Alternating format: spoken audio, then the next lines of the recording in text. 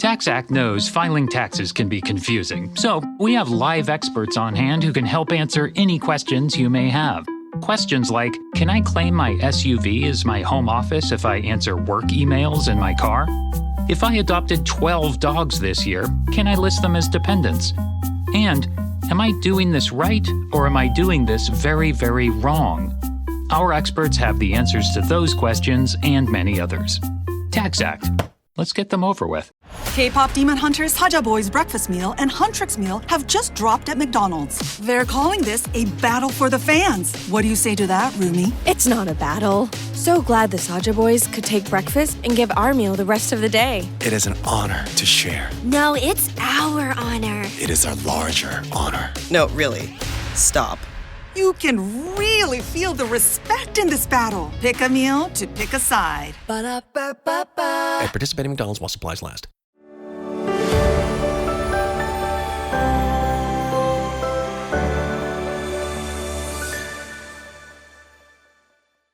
Welcome to Diz and Hers, the show about what's happening in the Disney community from his, hers, and your perspective. I'm Lauren.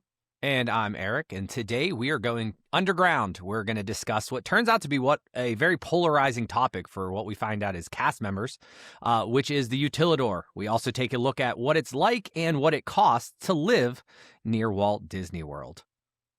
But before we get started, we want to remind you that Diz and Hers can be found on all of your favorite podcast platforms, also in video format over on YouTube and Spotify. We'd love it if you could head over and give us a quick review and let us know what you want to hear us talk about on upcoming episodes. But I think we get right to it, Lauren. So earlier this month, since we're talking about social media channels, we launched ourselves a TikTok, didn't we? Oh, yeah. I love TikTok anyways. Like, I'm not on social media like a ton, but if I'm on social media, it is TikTok. So it just made sense that Diz and Hers had a home over there. Yeah, and I'm not so much the TikToker. I'm still old school and hang out more on Instagram Reels if I'm hanging out there at all. But nonetheless, I think we started dabbling in TikTok. It was kind of funny. What piqued our interest mostly is we have a 15-year-old daughter who obviously uses TikTok quite frequently. She understands the trends and so forth. And what did she do? It was a month or two ago that had us all like, what did you do? How many people saw that? What's going on here? Yes, it's so funny. And she has like a spam account, so she just posts like funny, weird stuff over there. But anyways, there's this trend going on and it's like, when I'm bored, I remember blah, blah, blah, whatever. And there's a song that goes with it. And so she shows our basement, which is themed as the Utilidor. And then she ends up in the wrestling ring that we have in our basement, and the TikTok exploded because people obviously think that she's like a wrestler's child or something like that. But I think that video right now has like 700,000 views or something crazy. Right, which, I mean, from a viral standpoint, it's not like it's in the millions or so forth. But yes, you did hear that correctly. For those who haven't listened to one of the other podcasts or just maybe glanced over that, yes, we have a wrestling ring in the basement. You can probably find more stories about why and my love for pro wrestling and why we have a wrestling ring. But nonetheless, it is from a viral trend standpoint, the girl walking down and boom, opening up a door and there's this giant garage with the wrestling in there had a lot of comments and a lot of people wondering and asking questions. But what was really funny is kind of what you mentioned earlier is our basement is kind of themed like a Utilidor. As you guys are seeing here, if you're watching on YouTube, you'll see these blue walls, these purple walls, and that might not mean anything to anyone, but it sounds like there was a select point in time where cast members would be either triggered or like, oh, look at that. But on the comments of her video, we started noticing things like, hey, and you got the purple wall from Walt Disney World. And or wrestling ring and the purple wall in the basement? Who exactly are you? And why did I spot a map of the Utilidors? And she moves quickly through this video. So it is quick that these are like small sections. So when we're creating the TikTok, it was almost like, hey, this viral trend, is that still a thing? And Lainey says yes. And you kind of commissioned her to like, hey, why don't we do it with our basement, right? Yes. And so that is what she did. And I shared it and I was like, a family that, Disney's together, stays together. So she she's kicking her legs, and then she just goes straight down the basement, and it's really quick. And she shows you, Fantasyland, Adventureland, Liberty Square. And I mean, the comments just started rolling in. And I think at this point, I think the video has like 140,000 views. But it wasn't like what we expected. We thought, well, people are going to think that, yeah, it's weird the Utilidor is in our basement. But the cast members are who really cropped up in the comments in a big, big way. Yeah. And I think that's where we started talking more about. I just thought people know about the Utilidor, and that's not necessarily the case. I don't know if I think the number one secret fact for people online and what everybody knows is, there's an underground tunnel in the Magic Kingdom, and you'll see that all over the internet. So that's kind of what intrigued me at first when I was kind of going through my Walt Disney World journey of do I like this place? Wow, I'm obsessed with this place. Things like that is what kind of piqued my interest of the underground tunnels? Well, this seems crazy. So so when we moved in to this house, what was your rule? What did you say? My role was everything. So we moved here in 2020, and the first 2 floors were basically mine. I decided the pink color and the flooring and, the furniture, all of that. And so I told Eric he could have the basement and do whatever he wanted to do. Yeah, so that's when I decided that, hey, there's nothing better than making it look like a Utilidor. Now, this is a specific Utilidor. This isn't a Utilidor, the modern, actually, because the thing is with the Utilidor, for all those that are still lying, what the hell are you even talking about? The Utilidor is like the underground network where it is where all of the staff members have their costumes and where they get ready, and then they come up through the doors and they actually get out into their land. And there's, wonderful stories about Walt being upset that there was like a spaceman in Frontierland or Frontier, in Tomorrowland in some aspect. And he's like, we're not going to have that again. And they created this tunnel so that way you just pop up and you're on stage and you're in the location. And it's an easy way to get trash moved from one way to the other, and, whether it be carts of food, easy transport system. So there is this tunnel underground, and but there are no pictures online. There are very few. And yeah, you're not allowed to film or anything. But the only way that we got to see it at Magic Kingdom in Walt Disney World because we did the Keys to the Kingdom tour. Right. So we saw it with our own eyes, but I didn't take any pictures. And I'm like, I liked the whole vibe of it. And so there are about 4 or 5 iconic pictures that are shared throughout the time frame over the years. And I was wanting to create kind of the 90s. So our Utilidor basement is themed about 1994, because we also have a poster that indicates the map you can get online. And it's a giant, huge poster that is at the very front of the basement when you walk down the stairs, and it has things like the timekeeper on it. I think it has the Lion King show as titled. So ours is based off a 1994ish. So we use this nice purple, we use a blue, and so forth. I think colors have changed slightly, but this kind of part of my obsession started with watching a video online. So I always got into Adam LeWoo. His initial river country or urban exploring was one of the things I'm wow, that is really, really interesting. And then of course I'm in the queue, and the algorithm now starts feeding me stuff. And there was a channel called The Dark Side of Disney. I think it's Leonard Kinsey, actually took a handheld, and I'm thinking it's a big old bulky one, into the Utilidor and kind of had it in a bag and recorded maybe 10 minutes. Have you seen this, Lauren? No, I've not seen that one. Okay, so this is the one that kind of I was doing Zapruder film, stopping and trying to get the color matching and figuring out exactly what colors we needed for each section. So the Utilidor is broken down into, it's so large that the colored walls help the cast members determine where they're at. Where they're at. It's Right. directional, right? Right. So you have Fantasyland is a purple at the time. Tomorrowland is blue.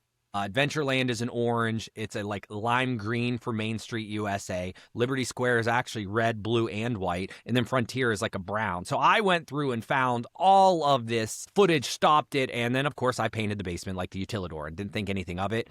And, of course, there was, since we had, our largest room is blue on one side and purple on the other. And then I decided we have this one whole wall that the purple wall was becoming a big fad at Disney. which just so happens to be in Tomorrowland. So that wall is actually, it blends the colors together, and we have that cool shape pattern that goes across. So I always tell people when I'm giving the tour of the Utilidor down here, I'm like, oh, this is when we go up to the surface from Fantasyland to Tomorrowland. You walk across this and it goes back down and it's blue. So it's my cute little way of describing why we have the Tomorrowland purple wall in the back. But it's a great, a lot of people talk about it in terms of like, that is a weird basement that you have, and it's very interesting. I made you watch it last night. There was a video back in the 90s that was an inside look at the Utilidor, and I didn't find it until after the fact, because if I would have found this video, it would have been so much easier to create stuff. But if you're looking out online, there was a program called Inside Out back in the day that was on the Disney Channel. There is the Walt Disney World Inside Out Utilidor, and this gentleman goes through and shows all of the different colors and all the different areas, which is a much watch if you're interested in more of the Utilidor stuff. So, yeah, and it's like a highly produced, like there's little bits and stuff. But if you're looking for this, it's on the Disney Livin' YouTube channel. Yeah, that's where I found it. There might be other. I remember seeing this multiple places after we, of course, made this. But for those that are looking to see the Utilidor, that's probably the best. And there might be some new things out there. I know that Disney Plus had maybe something on one of their channels that had a little bit more Utilidor, but those weren't the right colors. We're in 1994 here, so that's kind of what I was looking for. So, long story short, we're talking Utilidor. We're talking about our video. Let's talk about. You kind of mentioned what people were saying. What were some of the people saying when we posted our video? Yeah, so there were I first have to say our vision of what the Utilidor is or was, it's magical, right? It's like the backstage area of Magic Kingdom, and the comments say otherwise, I guess. So if you were a cast member, it's clear that it's not as magical as what we were thinking that it was. Then we actually had a cast member or former cast member who's a TikToker. His name is Peter Petrella. He's from the Orlando area, and he saw our video and then made a response video to our video. And that video's had 300,000 views or whatever. And his whole thought on it was if people came to our home and didn't know about the Utilidor, would they think we're a bunch of weirdos? Yes, and the answer is yes. That people do, because at the end of the day, most of the people don't have a clue of the Utilidor, especially what it looks like. But at the end of the day, if you just look at it, it just looks like a themed room. There's lots of Disney pictures and so forth, but it's just, hey, there's one wall that's blue, one wall that's purple. It's not that big of a deal, but he made a little funny comment off that. But knowing that his reaction with these cast members, that's where it really sparked of almost every single comment on here is some type of cast member saying, oh my goodness, why would you do that? So it seems like the magic kind of broke, because we always thought the Utilidor is a lovely, fantastical place, because it's off limits, it's kind of mysterious. But no, that's not the case. So let's look at some of the things that people were saying. The Pure Pixie Dust says, is there a large trash compactor moving from Adventureland? And then Nicole commented, as with the WALL-E soundtrack going on. So it turns out that, how did you get from this, Lauren? They have a lot of trash moving through all the time? Yeah, it's really stinky down there, especially I guess near Adventureland, because I will say maybe not a quarter, but a lot of people reference the smell. I would say maybe a handful of people also mention the same music playing over and over. What's the deal with the WALL-E soundtrack? Well, obviously WALL-E's collecting garbage in the movie, so I don't remember the music per se, but they're always talking about Trash in the Camp, which is from Tarzan, which is I know that song, so they must play that a lot. I'm not familiar, and this is what's interesting, because everybody was talking about that. They all asked about smell. It sounds like Adventureland's the worst, and then they're also talking about drips of unidentified liquid. I know. I'm concerned about the tunnel juice. This is Theme Parks with a C. Yeah. And it says, where's the tunnel juice? And I'm like, what is tunnel juice? Yeah, so it was really interesting to kind of hear. And so Alex V says, make it lore accurate by giving the area between Fantasyland and Tomorrowland a smell of fermenting, rotting fruit trash, and then the area below Main Street piping perfume. So we're learning all types of things about the smells.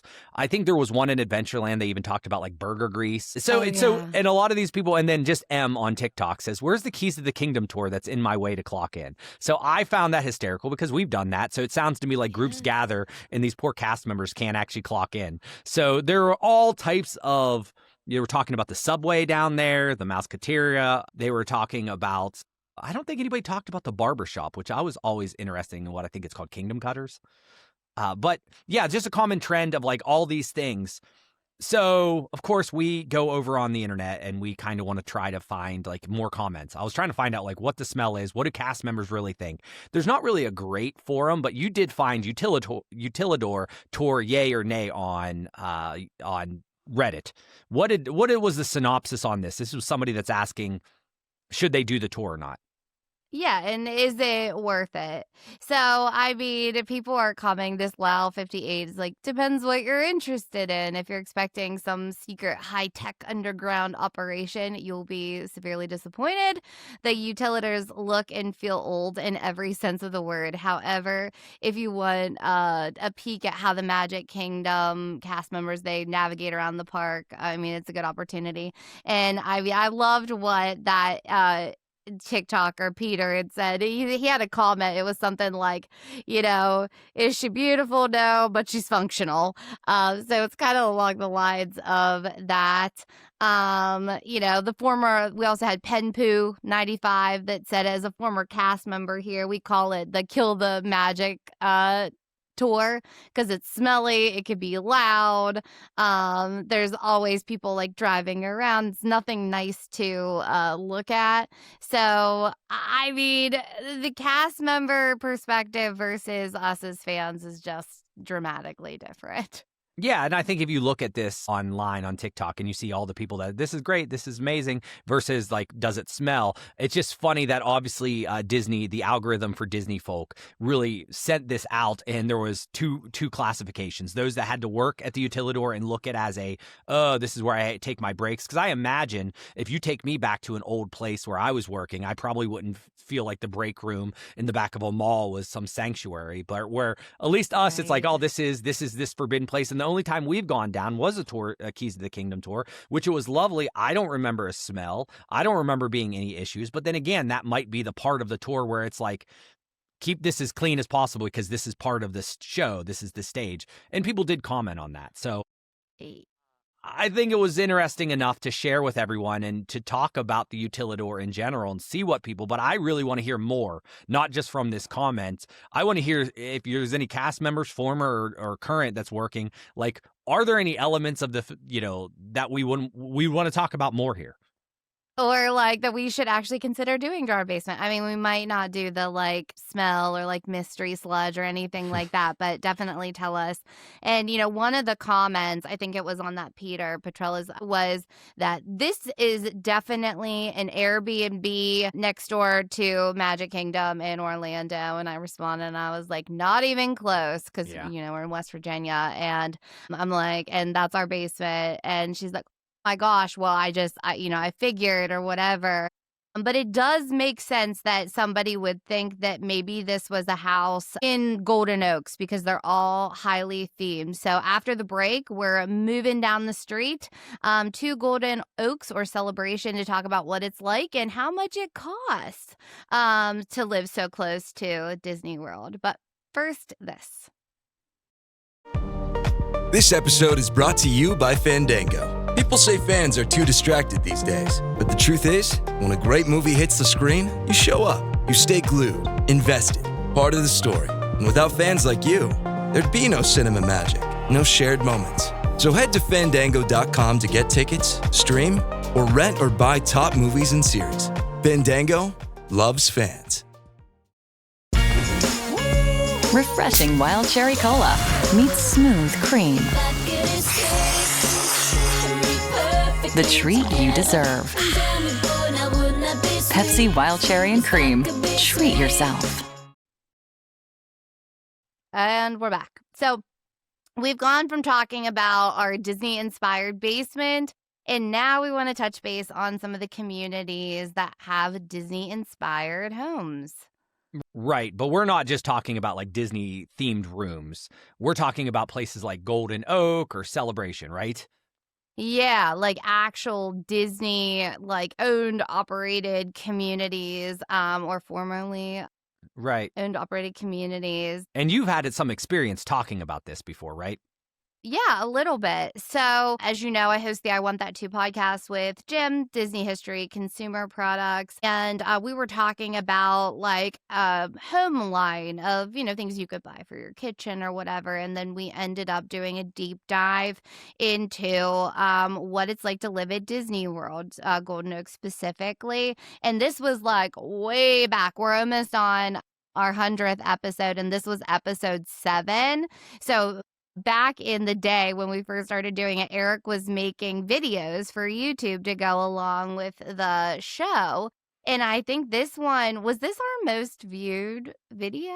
Yeah, this one or Muppets in Space. It's tough to sell, but this one actually this one did pretty well considering that we don't have a giant following and we weren't as consistent as we needed to be to make sure that worked. Yeah. So, looking at Golden Oak and where it's at, so that is inside Walt Disney World Resort in Orlando, but that's not the only Disney property, I guess, for residential living. Is it Cotino in California? Listen, it sounds good enough for me. Cotino, Cotino, however you want to pronounce it. But it is in California. It's around the Rancho Mirage, or it's around Palm Springs, I think. It's like it's story living. Jim tells a story, I believe, about how they manufactured that giant lake. Like it looks like it was always there. But yeah, so there's that in California. And then there is the new one that's coming to North Carolina, Asteria. And it is planned in the Raleigh-Durham area. And right now it's still in development. So obviously this Disney-themed living is catching on.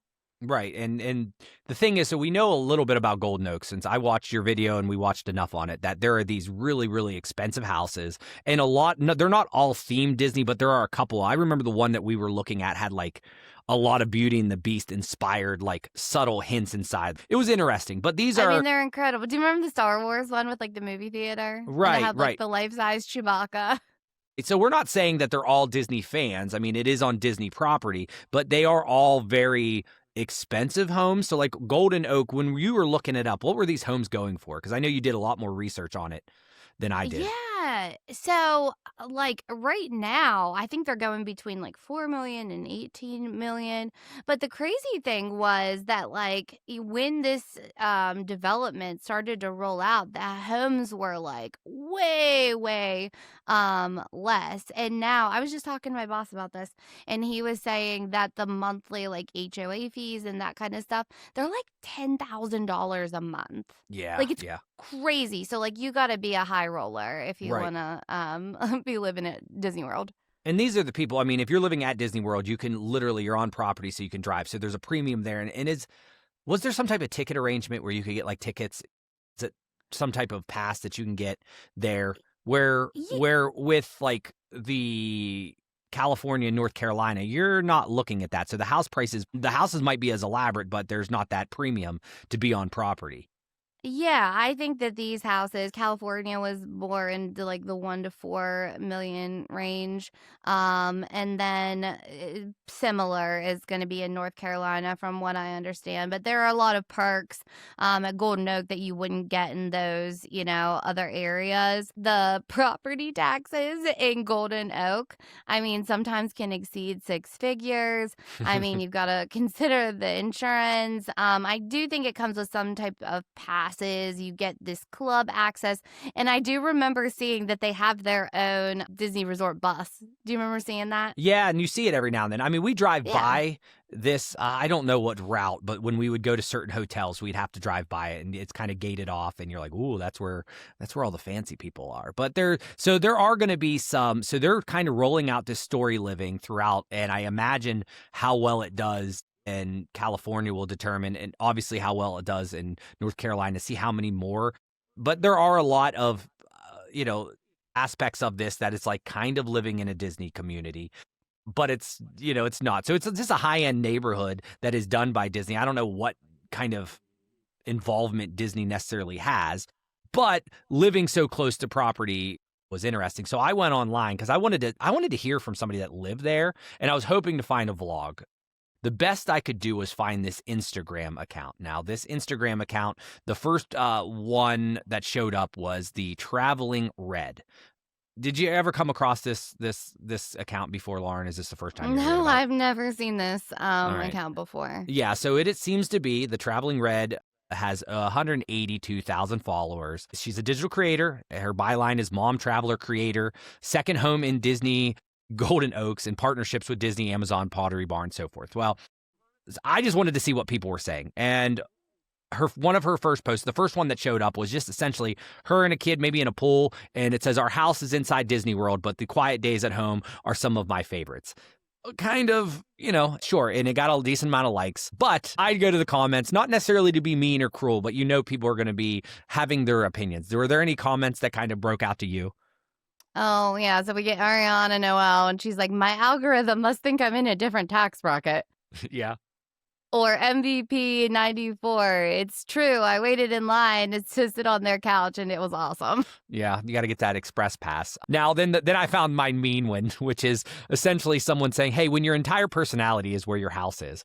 I did think it was kind of weird to have like in the byline, but we found her that way. So there weren't enough people like that. But then again, there's somebody that comes around and says, the projection comments are so yucky.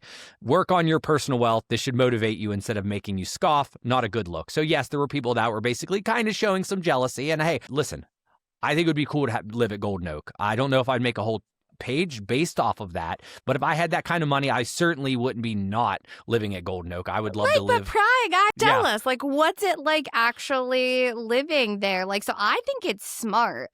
From a brand perspective, you want to tell people exactly who you are and what you're about, and the people that can't zero in are the people that struggle. Right. I think online sometimes, and so if you want to just give the people what they want, I want to know. Yeah. So there's an account if you want. So I always thought, Lauren, Golden Oak is kind of new, right? But I always thought Celebration was the Golden Oak. I always thought Celebration was where when you lived on property, which that has gone through some transformation. And I always thought Celebration is probably really, really expensive to live. So I essentially got into that wormhole and went directly to Google and said, how much does it cost to live at Celebration? And the AI overview, which everybody is now seeing on their searches, and I don't know if I 100% trust it yet, but here's what it's saying. It says, living in Celebration, Florida is expensive, with housing costs roughly 39% higher than the national average. So it sounds to me like houses are $600,000 plus, with the rents being about $1,600 monthly.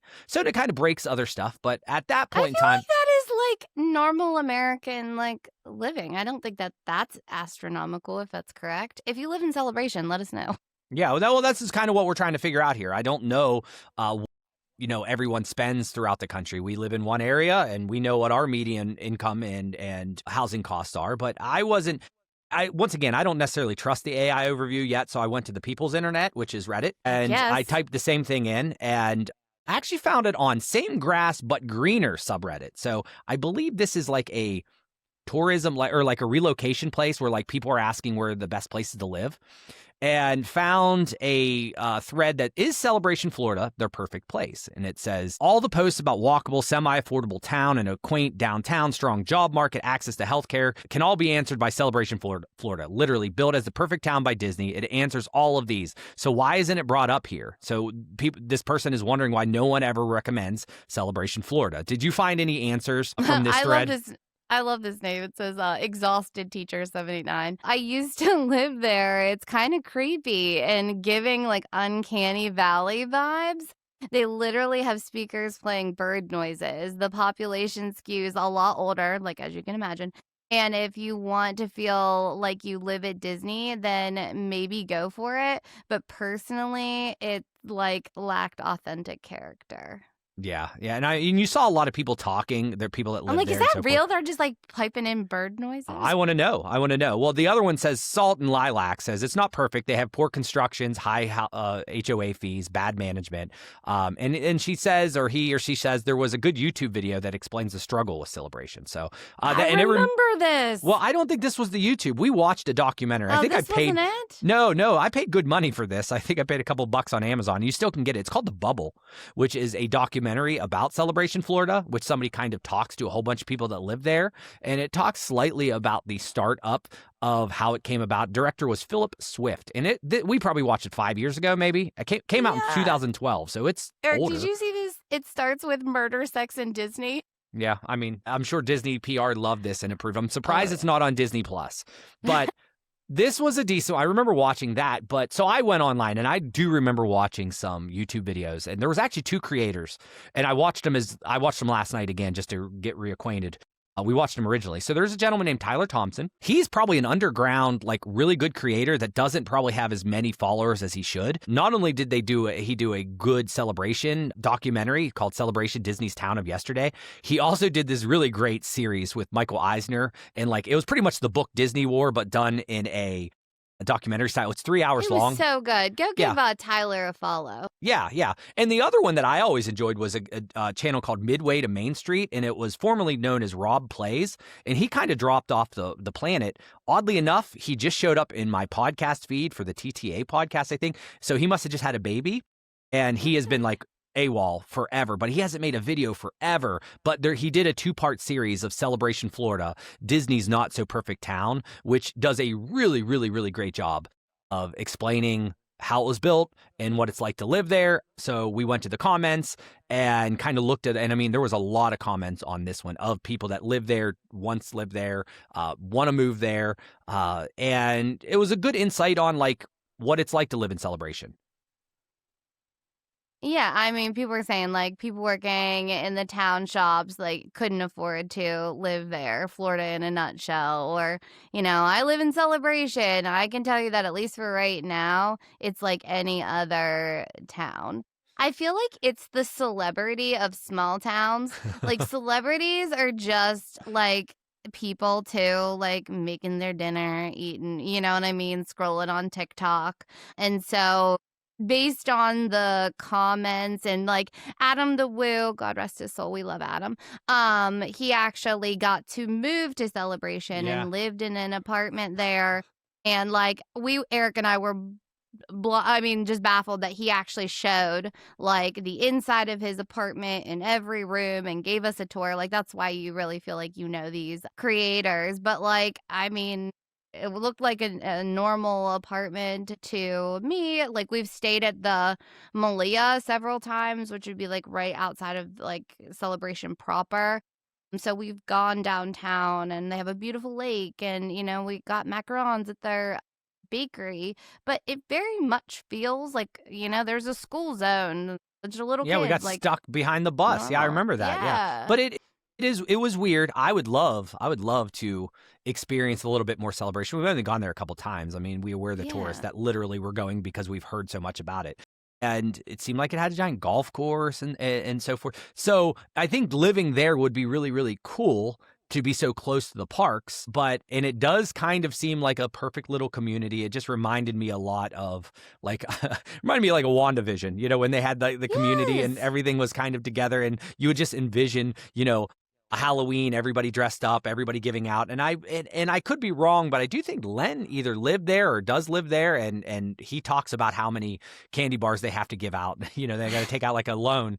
Oh man, I bet you they get a ton of surrounding area people that come to that town. Like once the word gets out that you give the full-size candy bars, look out. Yeah, so I just think that is interesting. So whether you are like us, and we're very far away from Florida, but we have our inspired Florida basement, Utilidor, and the subtle little nods, or you're Golden Oak and you are living a really good life and you're staying real close, or you're in the Celebration area. It is just kind of interesting, this whole living Disney kind of vibe. And interesting to see. We have lots of comments, and I think lots of people have their opinions. So this is a perfect time for you also to give us your opinion. Number 1, what do you think of the Utilidor if you're a cast member? Number 2, do you have anything themed? Are you Disney themed? Are you near, Celebration?